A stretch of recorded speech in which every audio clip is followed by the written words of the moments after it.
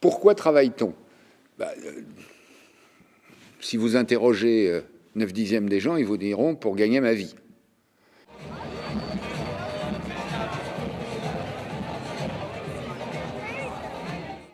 Foucault dit la domination, c'est faire quelque chose à quelqu'un d'autre.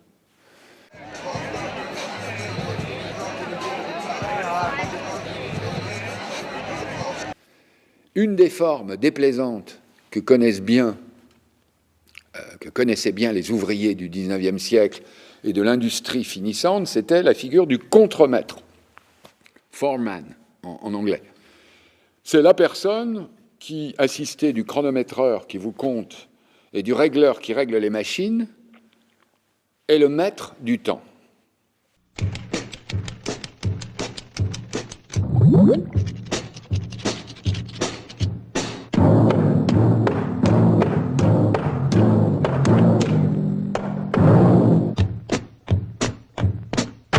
Et vous vous souvenez que Charlot, dans les temps modernes, qu'est-ce qui le broie dans tous les sens? C'est une machine qui compte l'heure, qui compte les minutes, tac, tac, tac, tac, tac, tac.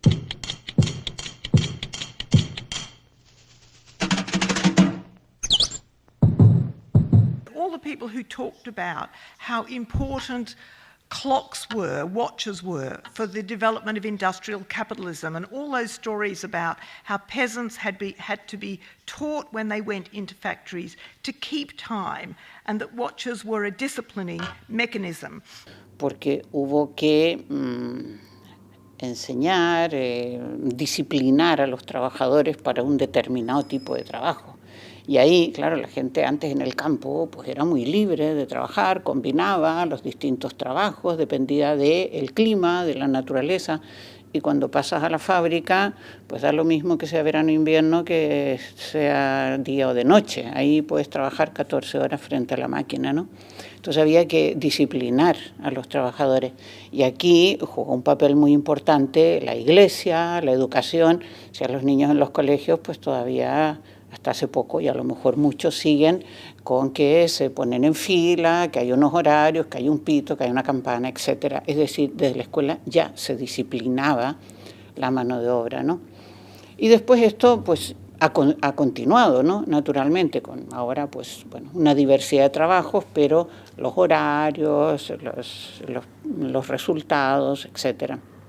And time, well, in my definition of time, is that it's a coordinate that lets us most simply understand the evolution of the universe. But that is a circular definition. The old proletariat was exploited on the job in working time and had an industrial time regime.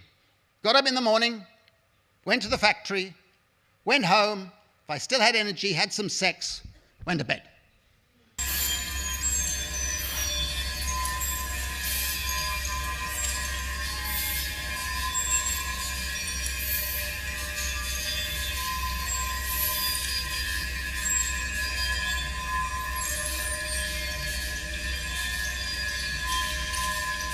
Je sais pas, moi, par exemple, il me viendrait jamais l'idée de travailler dans une usine. Parce que j'estime que dans une usine, vous êtes là, vous êtes enfermé, vous êtes là toute la journée, avec ce bruit de moteur et tout ça. Vous avez vachement raison, c'est dégueulasse. Je me demande comment on peut faire pour arriver à rester dans une usine. Comme vous dites, enfermé. On est contrôlé, il y a cette espèce de division qui se crée déjà entre ouvriers. En plus de ça, il y a la maîtrise qui nous harcèle, qui est toujours derrière nous, les contremaîtres. C'est ça, c'est vraiment dégueulasse. Went to school, went to labour market for 30 years, 2 years of retirement, dropped dead.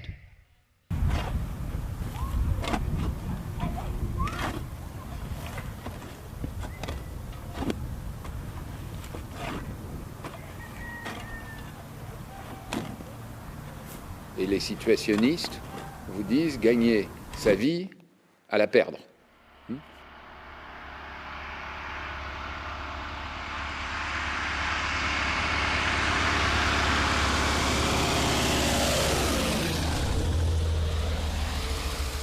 in the United States in the mid-19th century when the Industrial Revolution was beginning. Working people described wage labor as equivalent to slavery. The only difference was that wage labor is supposed to be temporary, whereas slavery is permanent. Actually, that was such a widespread idea that it was a slogan of the Republican Party. Abraham Lincoln accepted it. That was one of their slogans. Want to eliminate chattel slavery, literal slavery, and what they called wage slavery. No influence of Marx or European radicalism. This just came straight out of popular understanding. Ils refusaient le salariat agricole comme les esclaves noirs ont refusé les contremaîtres dans les champs de coton. Et c'est pour ça que le modèle de l'exploitation familiale en France a beaucoup mieux marché que une idée de sovcos ou de grandes entreprises agricoles.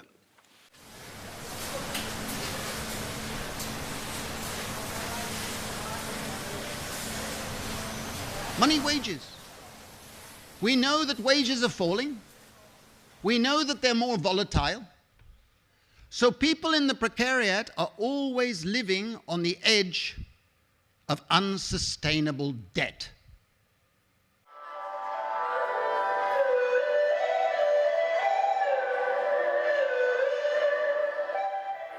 One mistake, one accident, you're finished, you're out.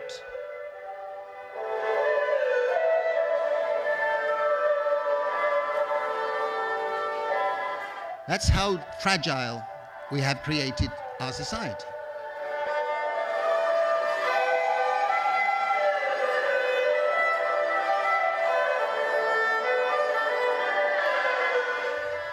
So time is lived at the intersection of an array of social differences, in which some people's time is much more valued than other people's time. And in fact, some people gain speed at the expense of other people having to wait and be slow.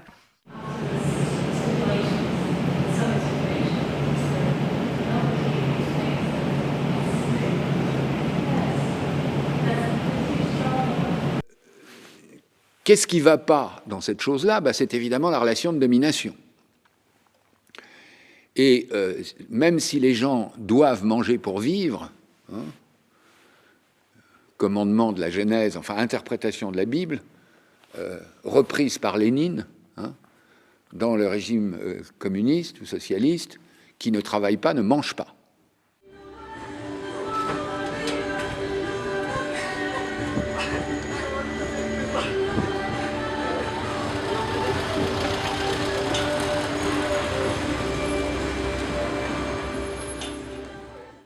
And I think that there's a kind of sense of frustration, a tremendous sense of frustration.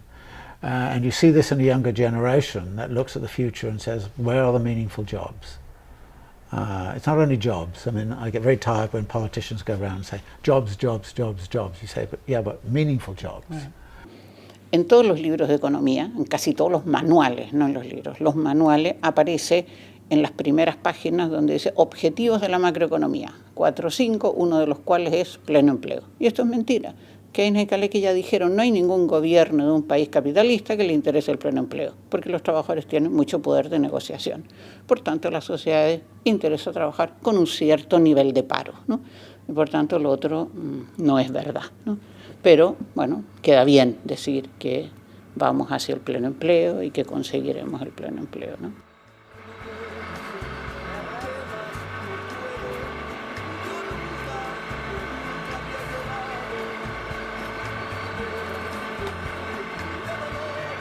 The biggest employers now are no longer of that sort. They're Walmart, McDonald's, and the rest of it. And you talk to people who are employed in that and say, do you feel this is dignified work? And they'll look at you and laugh. Bueno, hay que decir que incluso también pues los ladrones y gente por el estilo puede hacer exactamente lo mismo, es decir, puede hablar de su trabajo, ¿no? Es curioso cómo también en estos sectores se revela que la palabra del trabajo constituye algo así como una adoración. Si a lo de uno se le llama trabajo, está en cierto modo santificado. Tiene que enfrentarse a los gritos e insultos de los afectados por las preferentes.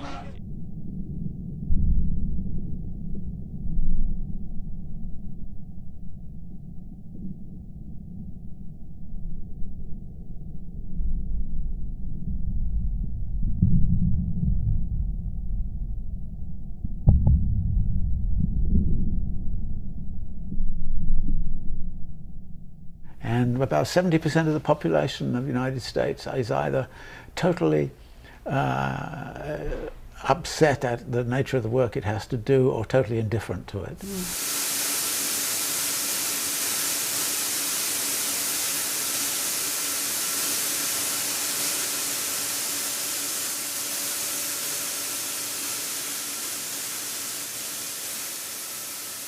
And even just yesterday at Davos, I heard that maybe 65% or 75% of the kinds of jobs may disappear.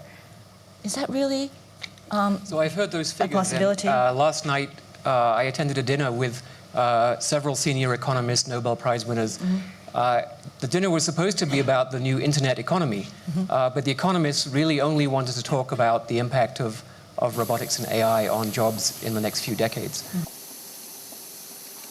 I see two sides of the issue. One is that the notion that normal work means standing in front of a machine and doing the same thing 18,000 times a day, every day of your life.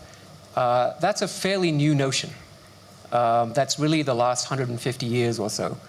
500 years ago, someone writing science fiction, this might have been their version of catastrophe, of their dystopian future. And now we're worried that it's going to go away. Do we need to continue with a system where most people in the world are treated as machines? And I think the answer is no. Dejar el trabajo en el sentido capitalista, ¿no? Dejar el trabajo como un trabajo enajenado, como trabajo abstracto, como trabajo que no realmente es una actividad sin sentido, ¿no? Para la gran mayoría de la gente. Qu'on soit exploité, on peut l'être, mais qu'on soit dominé, c'est insupportable. Et on va fuir la domination, par exemple, du petit patron, du contremaître, du petit chef. On va la fuir, pour quoi faire? Pour se réfugier, par exemple, dans des statuts où on a la sensation de revenir à son compte. Au moins, on ne dépend pas. On dépend de soi. Même si cette dépendance de soi, si vous voulez, camoufle quelquefois un taux d'exploitation plus fort. All your aspects of work and labor are blurring together. You are exploited off the workplace, outside working time, as much as on it. And you are living in a tertiary time regime. And this leads to the concept that I've developed in the books, which is about the precariatized mind. The precariatized mind is you don't know what is the best thing to be doing with your time, because you're not sure what are the returns to doing this. Do I do a little more retraining? Do I do a little more networking? Do I do a little more extra work? Do I do a little more this or do a little more that? You don't know. So people in the precariat are feeling the stress of not having control of their time.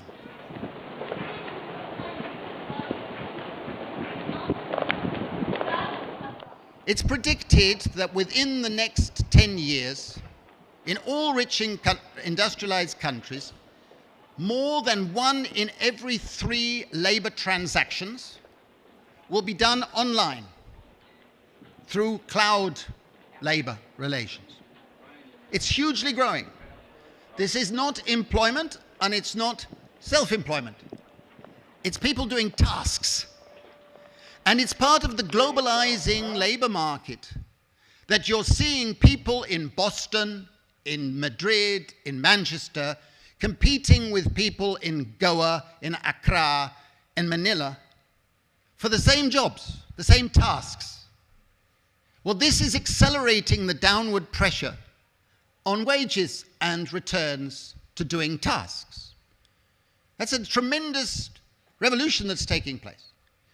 And for the first time in history, we have a situation where already millions of people are exporting their labor without exporting themselves, without migrating. That's a fundamental change. And we haven't begun to understand how we respond to that process.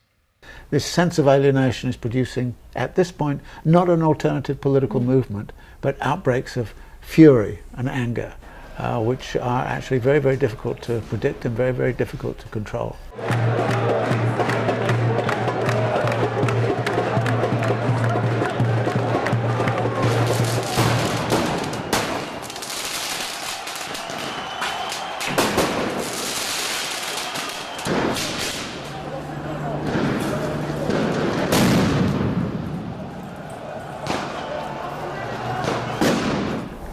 Es básicamente un rito de decir, no podemos aceptar lo que está pasando, no podemos seguir haciendo las cosas así, tenemos que hacer las cosas de otra forma. The question is, what do we replace it with? How do we engineer a transition to a society where people are actually doing things that people enjoy doing and are beneficial to others?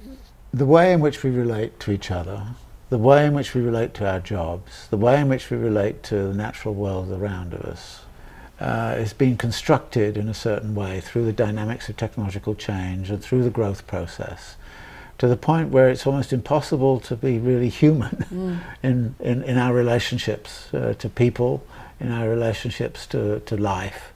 I read to my children most nights. I enjoy doing that, they enjoy it, but it's not an economic exchange. So people can provide value to each other, and the question is, how do we make an economy out of that? How do people gain wealth and self-respect and a feeling of a position in society when the traditional notion of a job may be vanishing? Y desarrollar un hacer, una actividad que no es trabajo. No es trabajo en el mismo sentido, ¿no? Una actividad creativa, una actividad que va creando otras relaciones sociales y otras relaciones con la naturaleza. And there are a lot of experiments going on right now of trying to say, all right, look, the social relations are terrible, let's try and set up a solidarity economy, let's try to set up worker cooperatives, let's do what the Argentinians do, which is create recuperated factories, take over the factories for ourselves, do those kinds of things. In a world where there's mass alienation from our relation to nature and relation to others, we're going to see responses which are not only outbreaks of fury and anger at the nature of the system, but also start to become, well, maybe locally you and I could sit down and start to construct something which is an alternative. So we're seeing a lot of that going on at various parts of the world. Y yo creo que eso es lo que está pasando, eso es exactamente lo que está haciendo la gente en las grietas, ¿no? La crisis del trabajo como trabajo abstracto, la búsqueda de otras formas de hacer las cosas, la búsqueda de otras formas de relacionarnos, ¿no? Y ahí las comunidades indígenas, sobre todo en los movimientos indígenas, ¿no? Como ofrecen ilustraciones que sí, que son muy importantes obviamente para ellos mismos, pero también para todos. There's a good deal of, I think, interest in what might be called autonomous forms of organizing. So there's a great deal of suspicion of political parties. There's a great deal of suspicion about any appeal to state power and the like. But there are these sort of movements, I think, which I think it's wrong to call them anarchists because they're not. I mean, some of it is, but it's more about trying to create more sort of local democracy, local democratic decision-making structures, and I think this is a very, very healthy phase of innovation at that level. The big problem for me is how do we actually turn it into something which is much greater.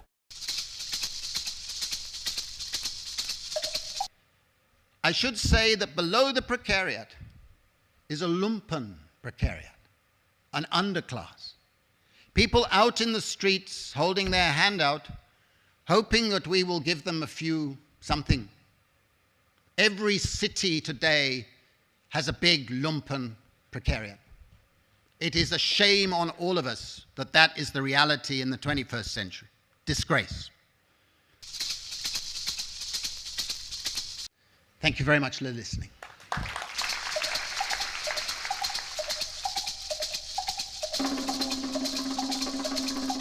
Anyway, thank you.